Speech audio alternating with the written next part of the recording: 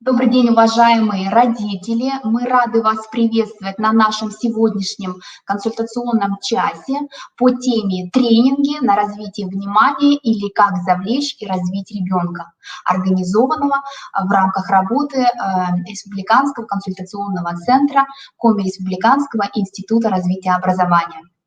И сегодня на ваши вопросы ответит педагог дополнительного образования, консультант Республиканского консультационного центра Валиуллина Карина Эдуардовна. Если у вас появляются вопросы, вы можете задать их в чате.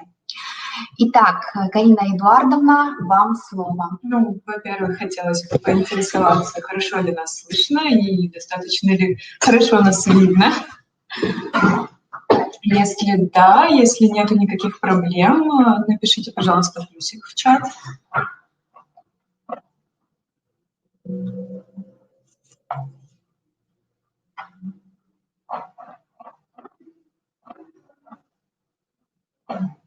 Пока никакой реакции, к сожалению, я не вижу. Надеюсь, что в принципе, в целом все хорошо, и меня достаточно хорошо слышно.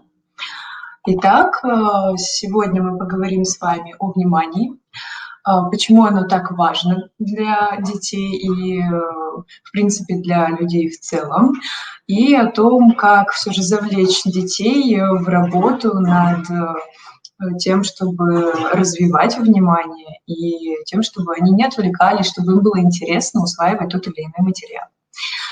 Итак, развитие внимания – это, в принципе, очень важно для любого возраста, ведь именно от уровня развития внимания зависит, насколько хорошо усваивается человеком та или иная информация. И, конечно же, периодом развития определяется от года до 7 лет. Как работает внимание и что такое внимание, и для чего, в принципе, необходимо его развивать. Внимание – это умение концентрироваться, и является оно одним из главных факторов успешности человека. То есть психология выделяет две ключевые функции внимания – это выделить фигуру на фоне и удержать на ней концентрацию. Внимание же – это процесс сознательного и бессознательного отбора информации, поступающей через органы чувств. Фигурой может быть любой объект, это может быть чашка, это может быть музыка, либо какая-то определенная мысль, фоном же будет выступать. Если это чашка, то стол, на котором она стоит, и так далее. Если это музыка, то это остальные заглушенные ею звуки. Каким же у нас, в принципе, бывает внимание? По степени участия в отборе информации внимание можно разделить на непроизвольное, произвольное и постпроизвольное. Обычно выделяется два, произвольное и непроизвольное, но так как мы берем театральную терминологию, в принципе, то, чем занимаются дети в театральных кружках, постпроизвольное внимание для нас является более приоритетным. Итак, непроизвольное внимание – это внимание импульсивно-рефлексивное. Не мы решаем, куда его направить, а все же внешние факторы некие утягивают нас за собой. Так человек начинает жить в парадигме «мне хочется», где внешнее владеет над сознанием, желанием и намерением. Людям, которые более подвержены непроизвольному вниманию, более характерны такие качества, как лень, апатия, низкая энергия, хаос в голове, так как когда внимание выходит из-под вашего контроля, это результат реактивного и спящего сознания. При реактивном сознании следом за вниманием из-под контроля уходят ваши действия, мысли и эмоции. Они становятся результатом реакции на раздражитель. То есть, если нас похвалят, то мы радуемся. Если же нас поругают, то мы расстраиваемся. Люди ждут в данной ситуации они ждут внешней мотивации и внешнего раздражителя для того, чтобы начать действовать. И в итоге получается то, что они чаще подвержены таким более апатичным настроениям. Произвольное же внимание — это самостоятельное управление всеми струнами сознания, эмоциями, мыслями, но в ответ на не в ответ на внешний раздражитель, а уже исходя из собственного желания и собственных намерений. Также полный контроль над своим вниманием и волей подразумевает активное сознание, что принято называть осознанностью. То есть когда мы направляем свое внимание и энергию в сторону собственных целей, мы живем по парадигме «я хочу». Так начинается рост, развитие, и, в принципе, из этого и состоит по большей части наша успешность. Так, это мы поговорили про произвольное, то есть упорядоченное внимание. И самое главное для театральных людей и людей, в принципе, связанных с творчеством, это, конечно, постпроизвольное внимание, то есть внимание так называемое потоковое. Внимание, которое идет в направлении определенных субъектов, но уже не требует постоянной поддержки воли, то есть мы настолько привыкаем обращать внимание на определенные раздражители, то что это уже становится для нас нормой, и мы не затрачиваем дополнительных ресурсов, и все это становится обыденностью для нас. Изучение методологии входа в состояние потока является одним из главных вопросов, ответ на которые ищут и по сей день. Итак, проблематика внимания. Очень часто в театральных студиях или вообще, в принципе, в работе с детьми мы сталкиваемся с тем, что у детей проблемы с концентрацией своего внимания. Проблематика внимания или же развитие клипового мышления ЕСДВГ. Внимание все время собирается и дробится. То есть даже у людей, которые практикуют управление своим вниманием, есть переключение примерно каждые 30-90 секунд. Да, все верно. Это естественно, и для нашего мозга воспринимать информацию в такой интерпретации намного проще. Сам организм поощряет нас и выделяет дофамин. Из-за этого формируется дофаминовая наркомания, то есть вознаграждение за отвлечение, которое впоследствии формирует уже у нынешнего поколения более явно клиповое мышление. Или же желание получать информацию дробно, а не всецело всеобъемлюще. Синдром же дефицита внимания и гиперактивности также говорит о кризисе управления вниманием. Если коротко, то люди с СДВГ — это всесторонне развитые личности, которые не доделывают дело до конца. Они умеют просто, если исходить из опыта, то они прекрасно умеют входить в момент, чувствовать просто полноценно полноту того, что происходит, но очень быстро теряют интерес, как только спадает интенсивность или какое-то напряжение, либо пропадает у них же как раз-таки личный интерес. Итак, современность предъявляет особые требования к скорости обработки информации, поэтому внешний мир тоже постоянно нас отвлекает. Например, многие эксперты станут невостребованными, если, к примеру, выпадут из актуализации своего навыка хотя бы на полгода, даже на полгода-год.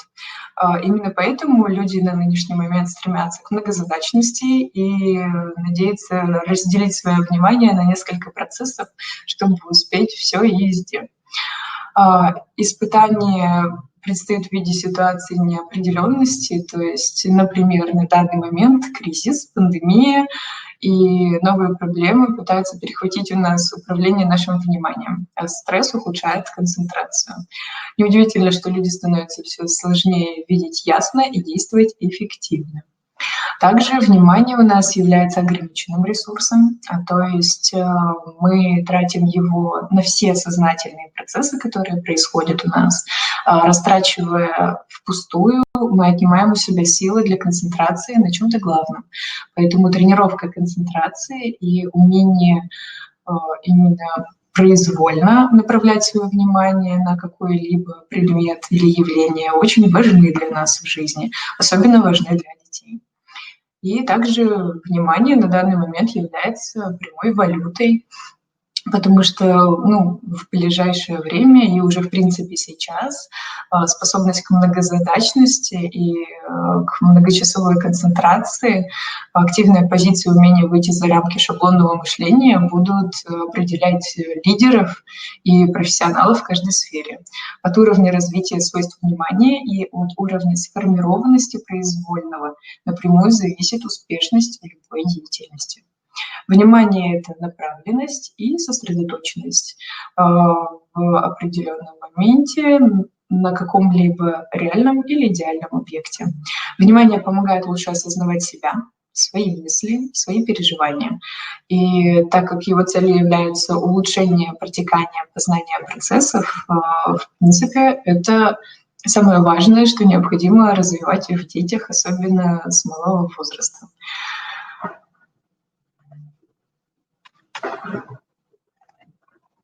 В системе психологических феноменов внимание занимает очень интересное особое положение. Оно вроде бы включено во всецело психологические процессы, но при этом выступает как необходимый момент и отделиться от них не может. То есть изучить в чистом виде внимание, к сожалению, является невозможным.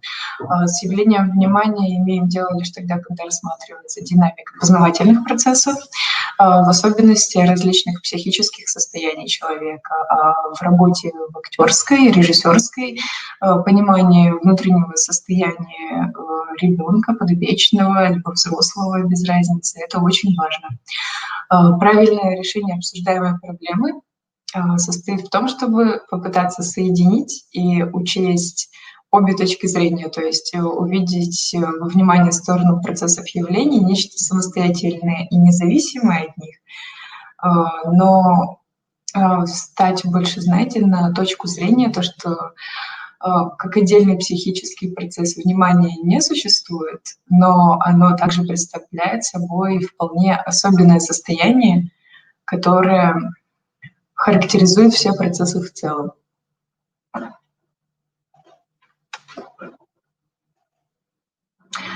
Итак, какие приемы воспитателя, объекты, обучение, игрушки, там, изображение предметов, привлечение непроизвольного внимания способствуют для работы?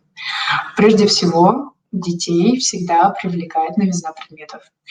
Если ребенку предлагается выбрать одну из двух картинок, одна из которых будет для него новой, то более чем вероятно, что ребенок выберет именно новую. Поэтому в работе с детьми, особенно во время каких-либо тренингов, каких-либо упражнений, необходимо изначально избавиться от вот этого эффекта новизны.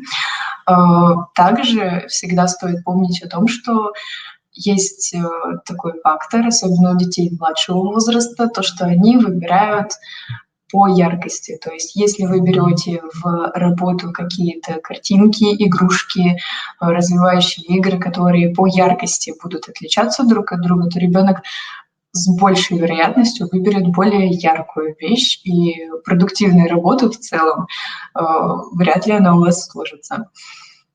Так как, происходит конкуренция между зрительным и речеслуховым раздражителем, и вроде бы вы задаете ребенку один определенный вопрос, но мозг у него сконцентрирован на больше восприятии зрительном. Также внимание ребенка по большей части, вот как раз-таки зрительное, нужно учитывать эмоциональное отношение ребенка. Так, например, если полугодовалому или полуторагодовалому ребенку предложить какие-либо карточки с его любимым предметом, который ему интересен, и рандомно выбранный, то более чем вероятно то, что он выберет как раз-таки то, что ему интересно, потому что он эмоционально привязан к той или иной вещи, и она будет казаться ему более интересной, более заразительной. И так в играх, направленных на развитие понимания и активной речи, очень важный правильный подбор изображений.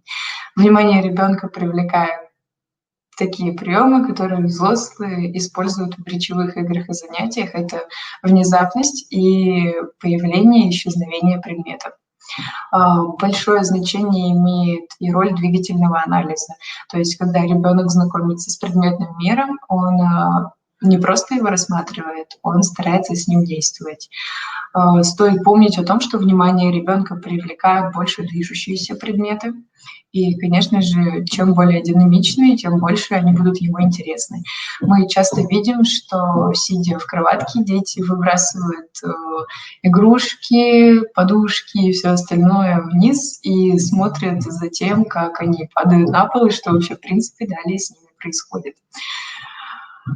Также и в театральных студиях чаще всего дети более малого возраста подвержены тому, что они раскидывают все, разваливают, им интересно покатить, подкинуть, попробовать на ощупь. Им интересно создать динамичность для предметов, для того, чтобы им же было проще их запомнить. Так. Постепенно, да, все правильно, постепенно внимание детей с возрастом, конечно же, начинает носить более целенаправленный и устойчивый характер.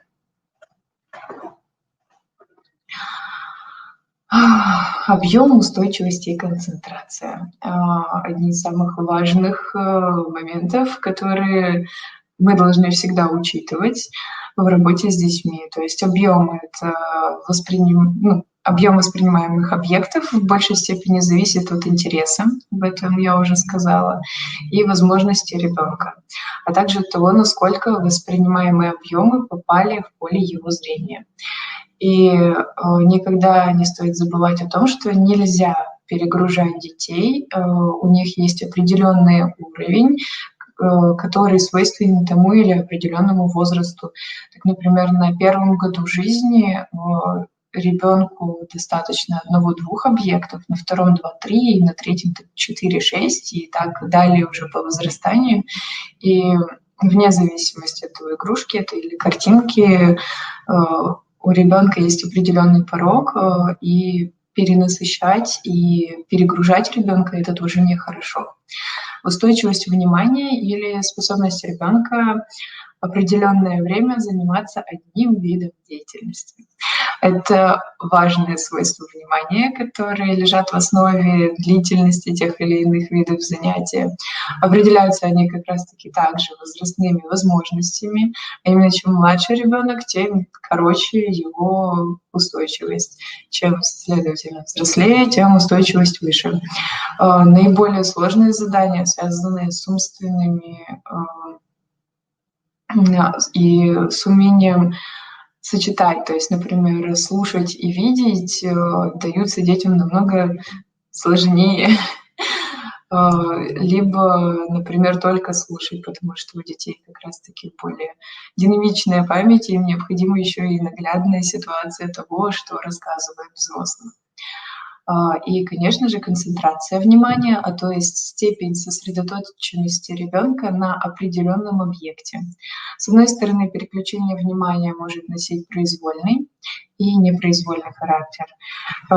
Чем меньше ребенок, тем менее длительна его продуктивная деятельность. Тем чаще он отключается, переключается, отвлекается и, возможно, даже может начать капризничать, когда вы стараетесь его как-то завлечь. С другой стороны, бывают ситуации, когда ребенка необходимо переключить. То есть вы видите, что, например, ребенок долгое время занят определенным видом деятельности, но, в принципе, понимаете то, что это уже слишком долго, и необходимо его плавно увести, но сделать это правильно в плане того, что ребенок должен понимать, зачем вы его отключаете, почему вы прерываете его деятельность, и при этом должны грамотно ему объяснить, чем же вы будете заниматься впоследствии, почему это интереснее, чем то, чем он занимается на данный момент. Ребенку нужно давать возможность спокойно закончить одну деятельность и дать понять интересную остановку в другую деятельность. Показатели невнимательности малышей в играх и занятиях, низкая продуктивная деятельность и частые отвлечения — это уже с ДВГ по большей части. То есть надо следить за тем, чтобы ребенок учился доводить каждое свое дело до конца. Нужно обязательно проанализировать, что мешает ребенку сосредоточиться, что его отвлекает, и создавать максимально комфортные условия не только при индивидуальных занятиях, но и при групповых. То есть например, у меня в группе дети, которые не могут абсолютно никак найти друг с другом общий язык. И моя главная задача во время занятия, хотя она идет совместно с ними, и они постоянно находятся в прямом, грубо говоря, контакте, разделить их настолько максимально далеко друг от друга для того, чтобы они друг другу не мешали.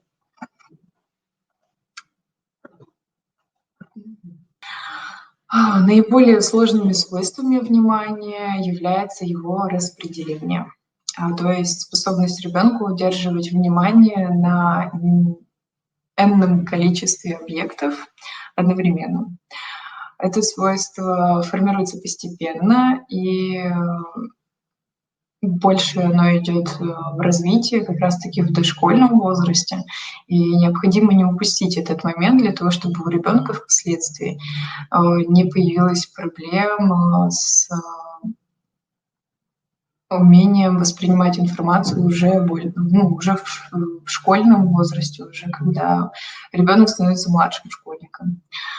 Сложности в речевых занятиях представляют для ребенка раннего возраста слышать вопросы взрослого, смотреть на изображение, отвечать на поставленные вопросы. Но если взрослый действует методом, изложенным выше, он получает в ответ адекватную реакцию.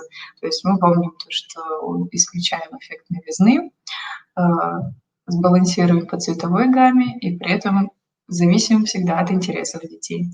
При этом разводится одновременно действие раздражителей разного типа, то есть зрительного и слухового. И если ребенку показывать две картинки,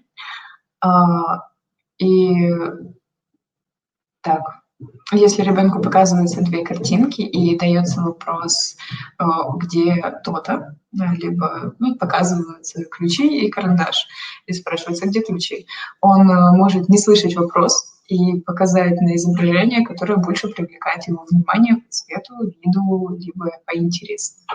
Поэтому сначала снимается действие зрительных раздражителей, то есть взрослые молча показывают две картинки, чтобы ребенок ознакомился с ними, а уже потом задают вопрос для того, чтобы у ребенка пошла логичная деятельность, потому что нельзя одновременно задавать и показывать.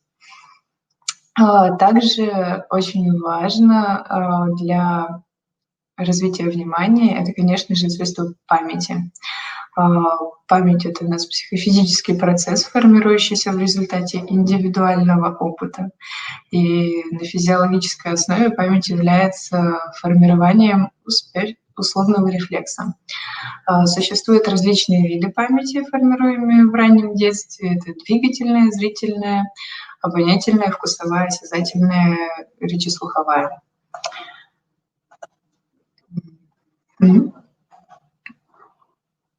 Память малыша, так же как и внимание, носит непроизвольный характер. И в основе запоминания детей раннего возраста лежат два момента. Первый — это повторность. То есть, что бы ни происходило, самое важное для нас — это повторять определенные действия для того, чтобы ребенок запомнил, что это, зачем это и почему это. В жизни ребенка есть основа в виде формирования навыков и развития определенных функций. И она как раз-таки у нас идет более рефлекторная. При этом важно учитывать, что чем младше ребенок, тем больше требуется повторов в обучении.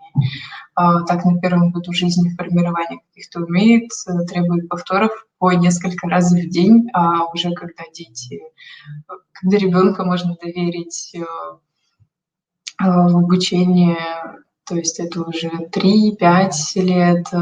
Для детей вполне нормально повторять раз в неделю, 2 раза в неделю максимум. И, конечно же, второе — это память детей раннего возраста связана с эмоциональными переживаниями, как положительными, так и отрицательными. То есть дети в основном запоминают то, что приносит им либо радость, либо, наоборот, как раз-таки какие-то негативные эмоции. Например, дети постоянно будут заглядывать в зал, где проходил какой-то праздник, либо будут избегать мест, где он разбил коленку, или смотреть на это место и хмуриться и думать о том, что вот я туда больше не пойду. Наиболее сложно, в то же время важно развивать ребенку речеслуховую память путем запоминания четверостишей. Это один из самых простых и самых действенных способов, которые используются как раз-таки в садиках тоже. То есть это четверостишие, какие-то содержания сказок, маленькие вырезки из интересных для них рассказов, различные изображения. Также развитие внимания и памяти лежит в основе формирования познавательной деятельности ребенка, поэтому взрослым необходимо уделить внимание для создания условий для развития детей. То есть если же вы занимаетесь самостоятельно, а не отдаете ребенка в кружки и секции, то для вас в первую очередь необходимо будет создать условия для того, чтобы ребенок конкретно воспринимал нормальный информацию из ваших уст, потому что к вам он в первую очередь будет эмоционально привязан, и это уже будет отчасти мешать тому, что происходит. Итак, перейдем к самому важному и интересному. Театральные игры на развитие внимания. Любой театральный тренинг начинается с упражнений на внимание. Это как отче наш для каждого театрального деятеля, потому что первое, чему учится актер, это умение воспринимать и слышать окружение его окружающих предметов и окружающих его мира. То есть тренинг общения с партнером — это прежде всего такой тренинг на внимание к партнеру. Такого внимания, которое Станиславский называл бдительностью чувств. Чаще всего самой большой проблемой в работе с детьми становится именно момент завлечения ребенка в игру, носящую развивающий характер. В группах по театральной деятельности обычно используется прием внедрения игры еще до начала занятия. То есть в студиях, в различных ДТЮ и так далее самый действенный способ — это завлечь ребенка в работу еще до начала занятия, то есть начиная с, грубо говоря, раздевалки. Потому что когда вы вовлекаете ребенка в процесс развития заранее, то есть до входа в рабочее помещение, на рабочую площадку, в этом случае дети, заходя туда, уже находятся вовлеченными и не выпадают из процесса обучения. При этом воспринимая это все как игру, и им более интересно. С теми же, кто занимается с детьми самостоятельно дома, все обстоит немного иначе. Во-первых, вы прекрасно знаете все же, как привлечь внимание вашего чада, и что ему интересно, что нравится, на что он точно среагирует. А дальше уже в работу вступает ваша напрямую фантазия, чем же вы именно можете завлечь ребенка и что интересного нового дать ему, помимо того, что интересно ему на данный момент. И вот как раз-таки на данный момент я бы хотела поделиться с вами примерами игр, которыми мы пользуемся для развития внимания детей. И после того, как я их опишу, я постараюсь объяснить не только то, как это происходит в театральных студиях и театральных наших кругах, но и о том, как все же это можно провести и интерпретировать в домашних условиях.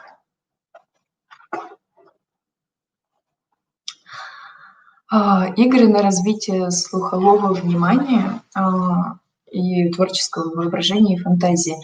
На самом деле очень мало людей вносят какой-то такой сакральный смысл для театралов в том, что наш слух — это что-то важное. На самом деле, когда вы развиваете внимание детей, слух — это в первую очередь ваш самый главный помощник, потому что дети очень, ну, у них нету таких проблем, возможно, со слухом, как в более взрослый период времени.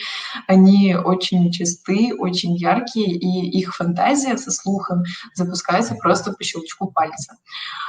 Перед тем, как предложить детям поиграть и, в принципе, провести какие-то развивающие, следует провести настройку слуха. С этой целью всем участникам игры предлагается сесть в удобной позе и послушать окружающее пространство. То есть мы играем в круги восприятия. Как известно, есть 3 круга: большой, средний и малый. Итак, первый круг большой — это звуки улицы. То есть вы просите ребенка описать, что происходит на улице. То есть внимательно послушать и отгадать, что же там в принципе происходит. Птицы поют, возможно, собаки бегают, дети играют, машины проезжают, возможно, какие-то погодные явления, которые могут завлечь его именно слухом и спровоцировать его фантазию. Второй круг — это средний круг. Вслушаться в то, что происходит в помещении, но не в пределах комнаты, а в пределах всего здания. То есть попытаться услышать, а что же происходит через 5 квартир от нас.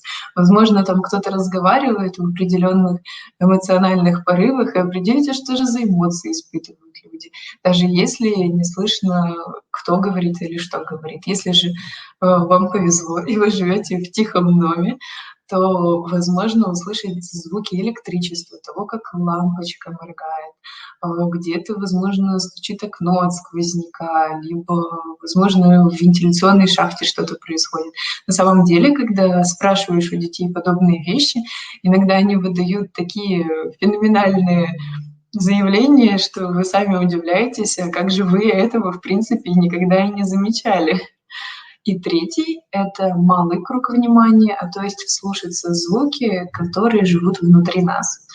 Это самый сложный круг, потому что здесь мы уже переходим на полное восприятие себя свое.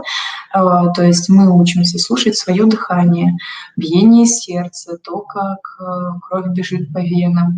И это максимально стимулирует ребенка на то, чтобы ощущать себя как человека, свое тело, и уже в дальнейшем настраивать на более продуктивную работу. При этом это требует очень большой концентрации, потому что услышать что-то извне намного легче, чем услышать самого себя. В процессе проведения таких упражнений важно научить ребенка внимательно слушать и определять, понимать, расшифровывать различные звуки. Можно давать им задания на развитие воображения и фантазии. То есть в начале работы над развитием слухового восприятия лучше прислушаться к звукам, которые непосредственно нас окружают. То есть намного удобнее ребенку воспринимать информацию, когда вы задаете ему прямые вопросы. Чьи голоса вы слышите на улице? Женские, мужские, возможно, там дети, или, может быть, там взрослые. Много ли людей там гуляет, или там буквально один человек? Какая сейчас погода на улице? Какая машина проехала, легковая, грузовая? Возможно, это был мотоцикл. Чтобы ребенку было проще координироваться в том, что он слушает, и заострять внимание на каких-то определенных вещах. Например, кто прошел по коридору? Это очень сложный вопрос, потому что для того, чтобы, если ребенок уловил, что кто-то прошел, надо по звуку шагов определить вес человека, то есть тяжелый или легкий ребенок это был, либо это был взрослый. Возможно, это женщина на шпильках прошлась. И помимо этого, для детей это является стимулом и толчком для того, чтобы учиться описывать, что они слышат и что они воспринимают. То есть можно задать ребенку более такую творческую задачу после того, как он уже настроился на внешний круг, определить, а что это за человек, какая у него история, почему он туда идет, зачем он это делает. То есть давать ему подспорье для того, чтобы его мозговая деятельность начинала максимально сильно работать, но при этом он не был сконцентрирован на чем-то одном, но при этом тренировал свое внимание. Однако при планировании подобных занятий нужно учитывать, что не всегда вокруг будут звучать чьи-то шаги и голоса, потому что далеко не всегда мы властны над этим, к сожалению, и намного удобнее, особенно для театральных деятелей, пользоваться различными театральными шумами. Это такая маленькая уловочка, лайфхак для того, чтобы было проще работать с детьми и проще их завлечь.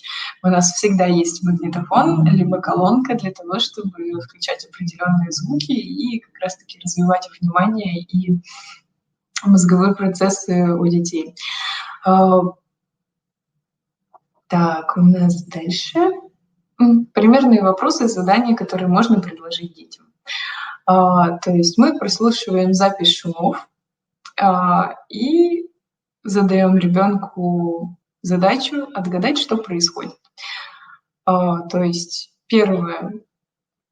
На улице какая погода? Дождь, ветер, гроза, возможно, там шторм. Какой автомобиль проехал, скорая помощь, пожарная, милиция, возможно, это просто обычный мотоцикл, возможно, это просто маленькая машинка, а может быть, кто-то вообще просто на самокате проехался. Потом дальше, где на данный момент находится человек. То есть мы включаем, например, звуки душа и спрашиваем, а где вот на данный момент находится человек, который слышит вот это. И дальше уже у нас выстраивается, можно спокойно подобрать определенный звуковой ряд для того, чтобы составить целую картинку в голове у ребенка, для того, чтобы больше завлечь его и заинтересовать тем, что происходит. А дальше мы немного усложняем все это, и помимо всего этого стараемся выведать у ребенка, кто же все-таки находится в комнате. Ребенок это взрослый, это чем он занят, с чем он играет, а какой фактуры игрушка, с которой он играет, мягкая или твердая, может быть, она какая-то очень звонкая, может быть, это стеклянная игрушка, которую он боится разбить. И в дальнейшем уже потихоньку, понемногу, наращивая обороты, дети учатся составлять полноценные рассказы и не просто фантазировать, а фантазировать уже на основе того, что они слышат, что они понимают, что они воспринимают извне и что они додумывают. Возможно, не всегда это будет получаться четко и правильно с первого раза, но это всегда для детей такая как зарядочка и интересная игрушка, потому что для них, помимо того, что вы вроде бы работаете с ними, для них это интересно, потому что развивается фантазия, и они чувствуют наполнением того, что они говорят, именно выражение себя и своих мыслей. Используя записи театральных шумов, педагог постепенно увеличивает количество записей и фрагментов и определяет и расширяет объем слуховой памяти. То есть в начале задания можно облегчить использованием картинок, впоследствии же картинки уже отпадают, и мы идем чисто по звукам, желательно с закрытыми глазами, и постепенно дети привыкают сосредотачивать свое внимание на прослушивании и запоминают последовательность, количество услышанных звуков. И звуки уже непосредственно в голове у них ассоциируются с определенными картинками. Так, вторым более интересным заданием является послушать и нарисовать.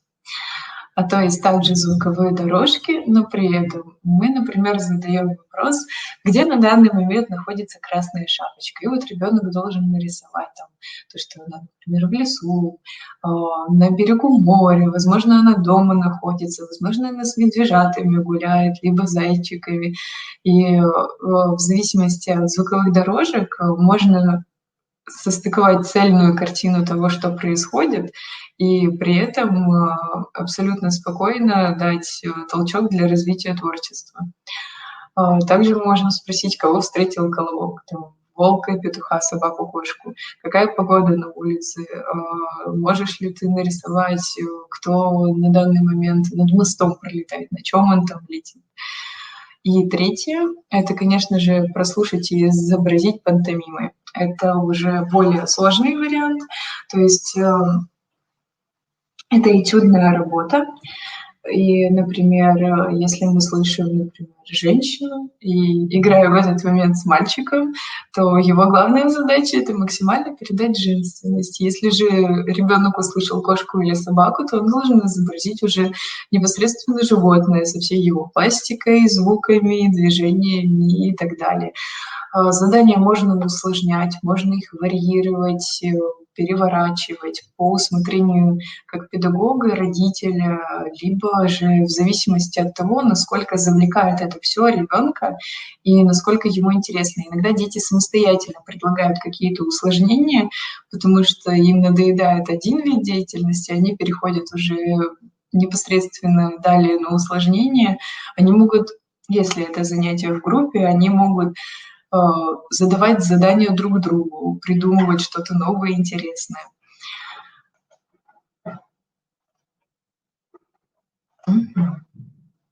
Упражнения на развитие зрительного внимания. То есть сейчас мы обсудили с вами слуховое, то, что можно услышать, придумать, развить далее. Далее же у нас идет это развитие зрительного внимания. То есть, к примеру, такая игра. Какого цвета у нас лимон? Он желтый. Давайте посмотрим, у кого в одежде есть желтый. Дети рассматривают друг друга, ищут, у кого же есть желтый. Затем мы предлагаем им рассмотреть предметы в комнате, которые есть желтого цвета. Потом мы можем выйти на прогулку, найти на улице вещи желтого цвета. Потом мы можем перефразировать это все и назвать максимально большое количество на букву «Ж», либо максимально большое количество желтых вещей вообще, в принципе, существующих на планете. Потом из этого всего можно потихоньку выйти в то, что дети называют что-то желтое и должны показать это. То есть это такая вариативная игра, которую можно постоянно усложнять либо упрощать в зависимости от возраста детей и их, конечно же, завлеченности. Для того, чтобы подсчитывать какие-то голоса либо успехи, можно использовать фишечки. У нас для этого используются обычно звездочки, то есть если ты назвал правильно, а называется оно всегда рандомно, то ты должен быстро успеть взять, чтобы никто не забрал твою фишечку и не назвал быстрее тебя. Также на зрительное внимание очень хорошо идут такие игры, как распределение. То есть вы задаете детям задание распределиться по цвету глаз, либо по одежде, по цвету обуви, по количеству пуговиц на кармане, по каким-то, не знаю, определенным критериям, по длине волос, потому у кого есть кудряшки, у кого нет кудряшек, потому кто носит ремень, кто не носит ремень. И при этом можно очень легко усложнять эту игру тем, что, например, первый этап — это когда вы спрашиваете напрямую, то есть, например, у кого голубые глаза, пройдите направо, у кого зеленые глаза, пройдите налево. И вы спокойно уже дети делятся, все, им интересно, а потом уже идет усложнение, то есть это уже без каких-то слов, то есть вы говорите то, что разделитесь по цвету глаз, но при этом друг с другом не переговариваете. И дети уже должны самостоятельно вспоминать, какой цвет глаз у них, смотреть в глаза других детей, определять, какого цвета у них глаза, подходят они друг другу или не подходят, и уже расформировываться по отдельности. По указанию внешних признаков дети могут распределяться на подгруппы, и дальше уже можно переходить к другим занятиям.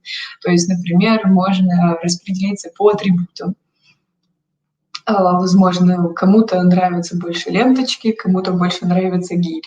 И вот они уже там дальше внутри своих кругов начинают это все интерпретировать и дальше уже сами разделяться. Также есть самые распространенные игры, например, какого предмета не хватает. Это одна из самых простых игр, которые можно провести дома, потому что для игры чаще всего используются карточки либо какие-то предметы, которые в принципе есть под рукой. То есть на театральных студиях у нас всегда достаточно много реквизита, и в принципе с этим проблем не возникает. Но чем младше дети, тем больше они вот как раз-таки подвержены цвету, виду, интересу. И чаще всего для них приходится печатать отдельные какие-то картинки. Для людей, которые занимаются с детьми дома самостоятельно, это, наоборот, наиболее удобный вариант, потому что вы знаете, какие мультики ребенок смотрит, какие игрушки ему нравятся. Возможно, там он предпочитает роботов, она там предпочитает какой-то определенный вид Барби. Возможно, кому-то какие-то определенные машинки нравятся. И от этого намного более продуктивно получается игра. Для этой игры используются распечатки, и они выкладываются, конечно же, количеством на стол. И, например, ребенок изучает их, мы просим его отвернуться и убираем одну карточку, либо меняем 2 карточки местами. Возможно, передвигаем буквально на миллиметр выше или на миллиметр ниже карточку. И когда ребенок разворачивается, мы просим вернуть все к исходному моменту. Это очень хорошо развивает внимание и при этом еще и слух, потому что если ребенок находится рядом с вами, он будет стараться услышать и уловить, что же вы там за его спиной делаете. Мы в таких случаях чаще всего просим ребенка удалиться в другой конец зала для того, чтобы дружно всем вместе все перемешать, и дальше уже играем либо группа на группу, то есть, например, создаем определенную пантомиму, одна группа ее запоминает, разворачивается, мы эту пантомиму меняем, другая разворачивается обратно и должна найти, какие же отличия у нас там получились, и вернуть все в изначальный вариант. Также есть упражнение, ну вот как раз-таки «Запомни фигуру». В принципе, можно играть в это же и дома. То есть, например, если у вас несколько детей, либо если оба родителя вовлечены в игру, очень легко можно провести то же самое. То есть слепить из человека определенную фигуру и уже дальше маневрировать. То есть, например, там где-то пальчик ниже опустить, где-то голову в другую сторону повернуть. И чтобы ребенок успевал потихоньку, понемногу наращивать темпы в том, чтобы запоминать все больше деталей в цельном образе. Если же, к сожалению, варианта подключить другого человека нету, то можно делать точно то же самое с куклами. С куклами, с игрушками, то есть именно передвижение тела, чтобы ребенок запоминал не только плоскость, но и более объемные вещи, чтобы он обращал внимание на большее количество каких-то мелких деталей. Существует огромное разнообразие тренингов в целом, и, наверное, самые знакомые, особенно для детей, это тренинг «Зеркало» или «Тень», потому что даже я вспоминаю то, что в детстве, когда ходили в садик, мы эти тренинги делали. На данный момент я понимаю, насколько это все-таки интересно было и насколько завлекательно, когда тренинг «Зеркало» — это тренинг, когда один человек повторяет за другим. То есть, в принципе, когда это большое количество детей, они могут одновременно либо разбиться на пары, либо прям целыми группами повторять какое-то одно движение за другим человеком, либо вариативно мы делимся одна группа на другую группу, и они должны друг за другом что-то повторять, при этом все двигаясь по-разному, и должен происходить зрительный контакт для того, чтобы люди могли вовремя сориентироваться и понять, где, куда и как двигаться. Если же это происходит дома, то, в принципе, это тоже не должно не иметь никаких проблем, потому что вас как минимум двое, и можно играть. Можно там поднять правую руку, чтобы ребенок успел поднять ее вместе с вами. Вариативность этой игры в том, что можно задавать движения заранее, то есть тренировать и долговременную память у ребенка, и при этом его внимание. То есть вы медленно поднимаете руку, поворачиваете голову и говоришь: повторяй за мной. И вот ребенок должен также медленно поднять руку, повернуть голову и повторить те же слова. То есть очень интересно в плане того, что можно играть как одновременно, как, например, в тень, когда вы двигаетесь, и тень одновременно вместе с вами передвигается. Также и в зеркало, то, что зеркало может, наоборот, быть медленнее, быть такой же, как и вы, и, возможно, там какие-то новые интерпретации находиться. Один из... вот, еще один.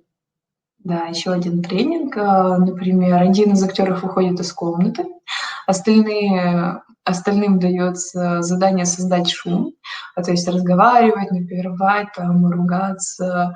И по сигналу руководителя актер входит в комнату, и его задача привлечь к себе максимальное внимание остальных, чтобы сделать, например, какое-то важное сообщение. Он должен сам придумать тему сообщения и способ привлечения внимания. То есть этюд можно усложнять, например, по условиям игры, где у актера болит горло, либо он ударился ногой, он, не знаю, в плохом настроении, либо наоборот, все в плохом настроении, он один в хорошем. И так маневрировать это все очень долго и интересно в зависимости от настроения группы для того, чтобы как раз-таки еще плюсом их регулировать. Развитие внимания, в принципе, является одним из очень важных аспектов в жизни ребенка. И особенно в жизни ребенка дошкольного возраста, то есть чем сильнее развить внимание у дошкольника, тем проще ему будет переходить уже на школьный уровень, проще будет воспринимать больший уровень информации, и проще ему будет концентрироваться на том, что вкладывают в него учителя. И как раз-таки от умения концентрироваться зависит его продуктивность работы, умение включаться в деятельность, хорошо понимать тот или иной материал.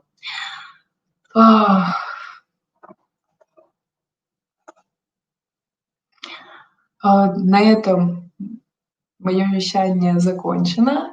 Если у вас есть какие-то вопросы, я жду от вас их в чате.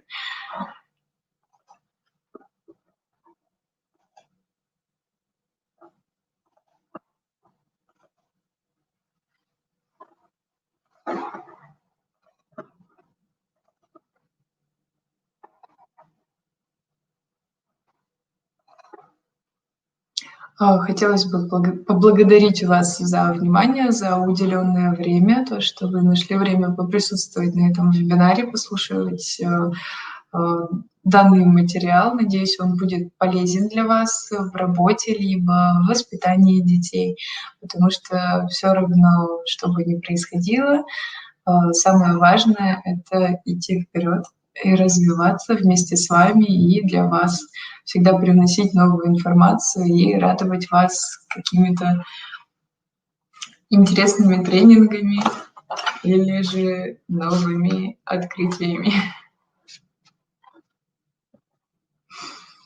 Вопросов я от вас не вижу. Думаю, можно заканчивать вещание. Большое вам спасибо и до свидания.